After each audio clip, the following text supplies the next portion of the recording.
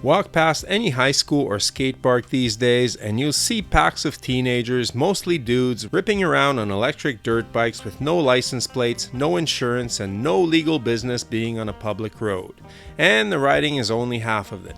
The other half of this hobby happens in the garage, where these bikes get modified, de-restricted, fitted with bigger controllers and taller bars, and turned into wheelie machines for TikTok. It's the biggest youth movement on two wheels since BMX, and honestly, I get it. I would have loved to own one of these at 14. But let's be clear, these are not toys. The bikes at the center of this culture, the Sur-Ron Light Bees and Talaria Stings, will do 80 kilometers or 50 miles an hour and cost around $4,000 US, which prices out a lot of the kids who want them and the parents doing the buying. Enter the Yozma IN 10 Pro, which promises most of that recipe, a claimed 50 miles an hour, 220 Newton meters of torque, full suspension and hydraulic discs for less than half the money. So, is this really 80 or 90% of the bike for 50% of the cash? Stay tuned. And if you're enjoying this content, please consider supporting this channel by hitting those like and subscribe buttons and sharing this video with friends.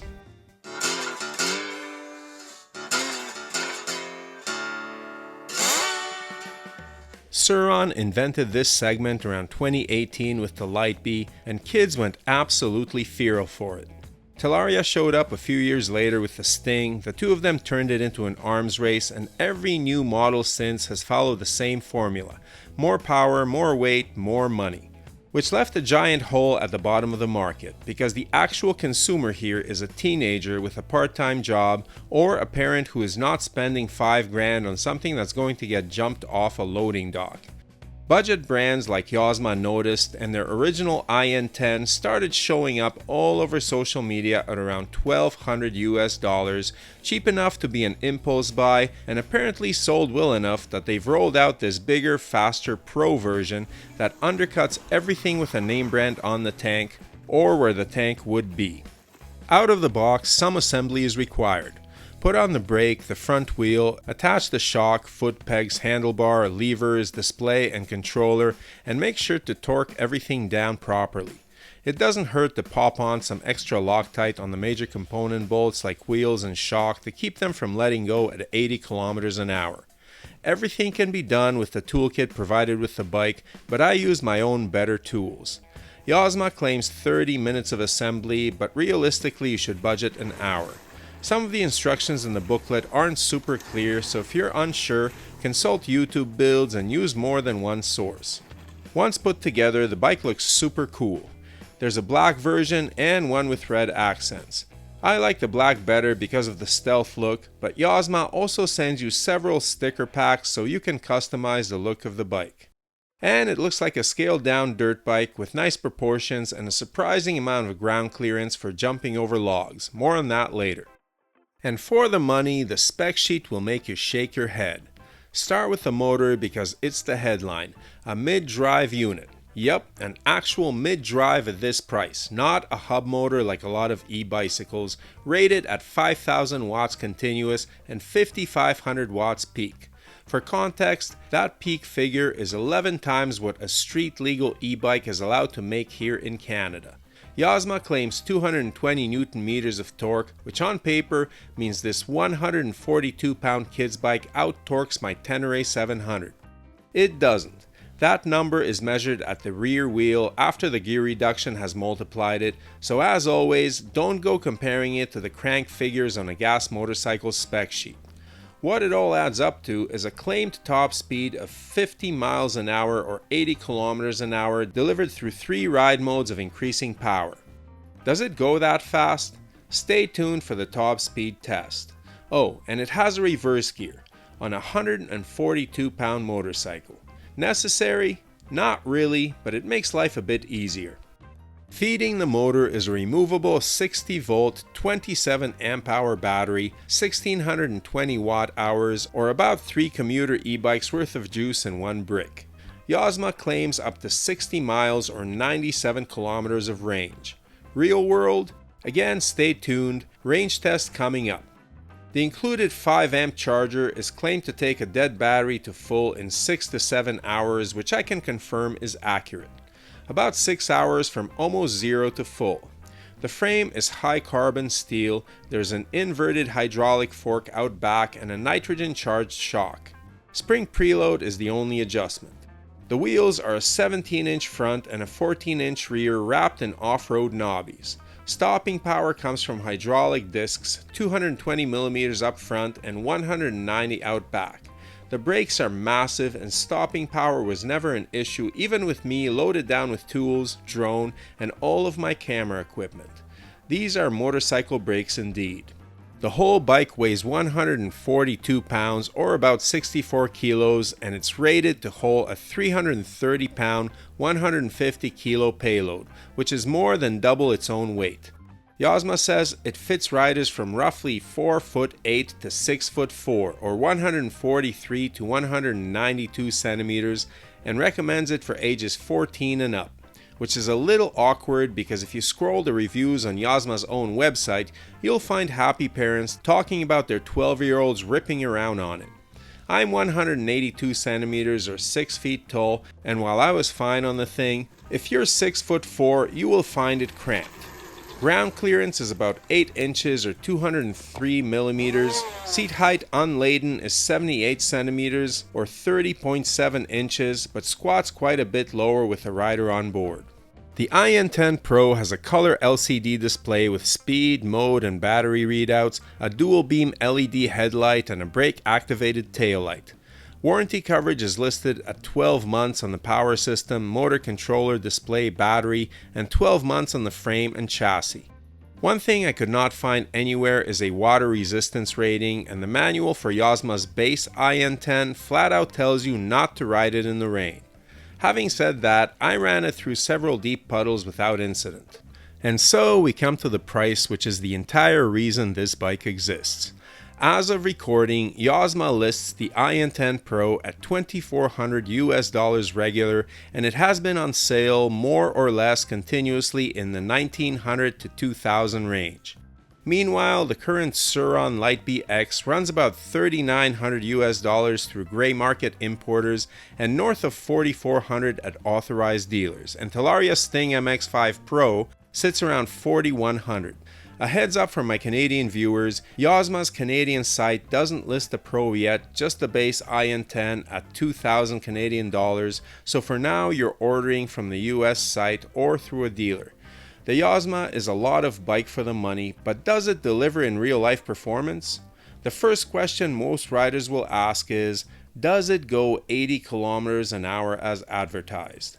Out of the box, drum roll please, it goes 32 kilometers an hour. Wah, wah, wah. In Canada, e-bikes are legally limited to 32 kilometers an hour, and I guess that Yozma is respecting that rule, the speed part of the rule anyway. The part that caps e-bikes at 500 watts, we don't talk about that part. But the bike is for off-road use only, right? Right. A quick search on YouTube yielded the unlock secret. Okay, so unlocking full speed. You turn on the bike, there's your display, you hit the minus button for quite a few seconds until you see 10, and then it zeroes out. Then you hit the minus button again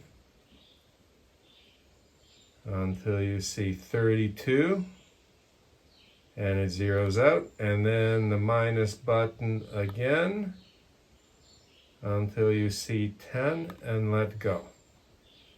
And now this thing is unlocked to full power. The full power is unlocked after this procedure, but also the speedometer does not work properly as it reads 40 kilometers an hour in mode 1, 60 in mode 2, and 80 in mode 3 most of the time, even if you're not actually doing those speeds. And unfortunately, the bike resets to locked mode every time you turn it off with the key, so you have to go through this procedure every time you turn it on. Now, this is good and bad, and here's why.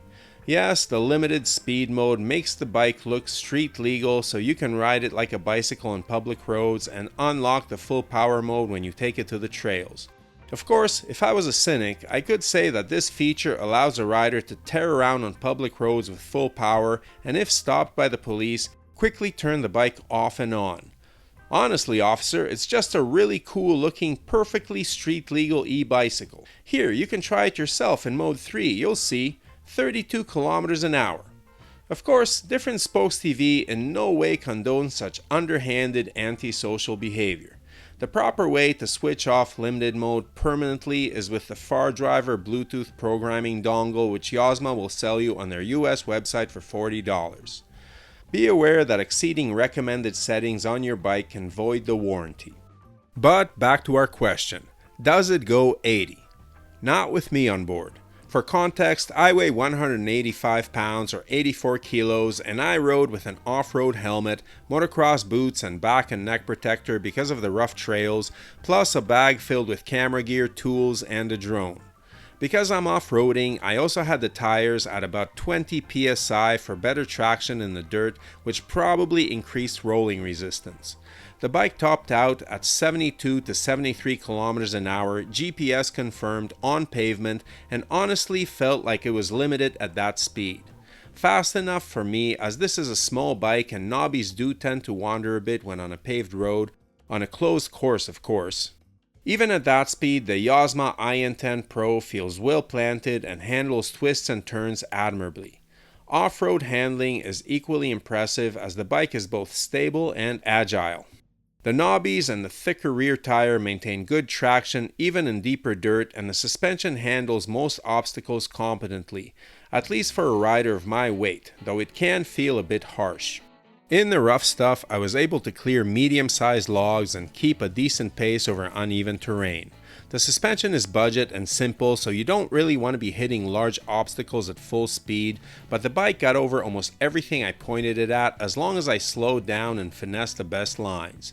Loose sand, streams, mud, deep puddles, and rocky climbs and descents are all doable, though as a dirt bike, this thing will do best on flowy single track with moderately steep climbs. One thing that aids in climbing is the instant torque of the electric motor. If you stop on an uphill on a gas bike, starting back up can be a chore. On an electric mid-drive bike, you twist the throttle and the thing starts uphill with the steadiness of a freight train. One limitation when riding extremely technical terrain is the lack of a clutch. For riders who grew up modulating the speed of their bikes with clutch levers, the electric throttle, while somewhat progressive, can feel a bit on and off. You can't even temper the power by dragging the brake because using the brakes automatically kills the motor. There is a way to switch this off, but I haven't dug into the specifics yet. Another big question is range, and here I have some context to share before I give you my experiences. As stated earlier, I was carrying a bunch of protection and gear that surely put me well north of 200 pounds. The knobbies were running at 20 psi, and I am currently at my rural cabin with the only road to my place running over a steep hill about 300 feet high or just over 100 meters. That means that the bike has to climb this hill every time I ride out or back to my cabin. On one ride, which involved a hilly road ride at a moderate speed, a few top speed tests and some single track, I covered 55 kilometers and got back to my cabin with one of the 5 bars on the battery still showing. On another, I rode a flat ATV road, got to my destination and bombed around some hilly trails at full power, then climbed up to a scenic overlook, took some quick footage and got out of there before the deer flies ate all the meat off my bones, then rode back on the rail trail before the mile-long 300-foot climb to get back home. I nursed the bike on the flat stretch of trail running at about 35 to 40 kilometers an hour because I knew range would be touch and go and I didn't want to end up pushing a dead bike up that big hill. That time I rode 81 kilometers and again got back with 1 bar still showing. On a flatter ride or with a lighter rider with less gear, I can totally see the bike reaching its claimed 97 kilometer or 60 mile range. But put it in mode 3 and ride full speed and you won't make even half of that. If you're smaller and run higher pressure, or better yet, slap a pair of road tires on this thing, you may well exceed 60 miles. Definitely a good city commuter or urban assault vehicle and a pretty competent dirt bike too.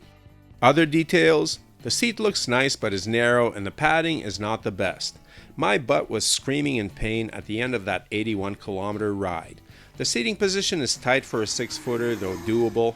This is definitely something meant for a smaller rider. though the 30.7-inch seat height is tallish. That ground clearance and the larger wheels come at a price. My wife and I had no issues sitting on this thing. We're both on the taller side. She's 5'7" or about 169 centimeters.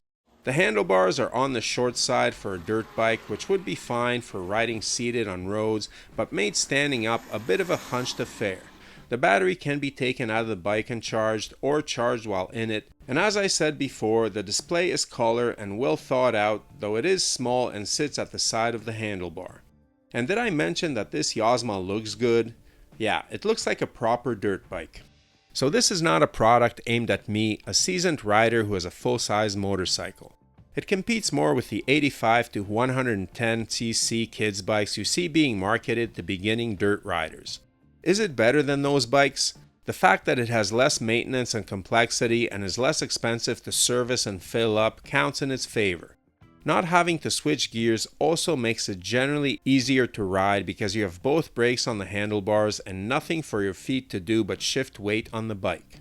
On the other hand, gas bikes will have better range, a clutch allows for riding with more finesse on tight technical trails, their performance does not degrade as the tank gets emptier, unlike electric bikes which slow down after the battery is more than half depleted, and they do not take 6 hours to fill up with gas. But even given all of that, if my daughter comes to me at 14 years of age wanting to learn dirt biking, I'd get this over an internal combustion machine I'd have to maintain. I'd also get this over a Surron or Talaria, as those bikes' performance advantage and brand names don't justify double the price, in my opinion. Yep, value is the name of the game if you're Yozma, and the IN10 Pro delivers a surprising level of performance for less money than a lot of nice bicycles. It's a pretty good little dirt bike for beginners and a competent, though not exactly legal, commuter and urban runabout. Yes, the 32 km/h limiter is annoying, but could be used to advantage because with it on, this can pass for a street legal bicycle. Maybe. I can't guarantee you won't get a ticket even with the limiter on. However, I am currently testing 3E dirt bikes, stay tuned for a comparison video, and when it comes time to run into town for groceries or do some work at the coffee shop, this is the bike I take precisely because I feel like it's less likely to get me a ticket. Take that for what it's worth.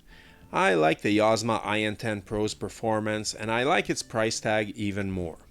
Up until now, I have maintained that the energy density of modern batteries is not good enough to provide a stress-free road riding experience on electric motorcycles. Unlike electric cars, which can carry lots of batteries on board, e-road motorcycles have to worry about weight, which results in insufficient range. The only motorcycles in which batteries make sense are e-dirt bikes, and I have to say I'm excited for their future. Most dirt riding is physically demanding, and you can have plenty of fun on the trails with these bikes and feel like you've put in a hard day's riding by the time the battery runs out of juice, as long as the ride to the trail isn't too long. Or have your fun with them in the city, at your own risk. So what do you think of the current e-mini bike trend and of the Yozma IN10 Pro in particular? Would you buy one for yourself or a loved one? If you would, you can currently get 5% off on the US and Canadian sites by using my link in the description along with the promo code DifferentSpokesTV, all lowercase with no spaces between the words. Full disclosure, that's an affiliate link, so the channel earns a small commission at no extra cost to you. And I do want to hear from you. Why would or wouldn't you buy one? Please leave your thoughts in the comments below. Ride safe. Check out some of these other videos which may be of interest to you. And may the spokes be with you.